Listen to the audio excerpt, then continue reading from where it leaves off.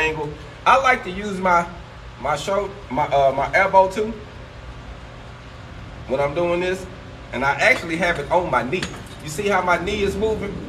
I kind of place it on my knee so I can move like that. So that's just be a good trick you can try if you sitting still, you know, just something good you can try. Now with this one right here, I'm actually gonna do the stepping technique.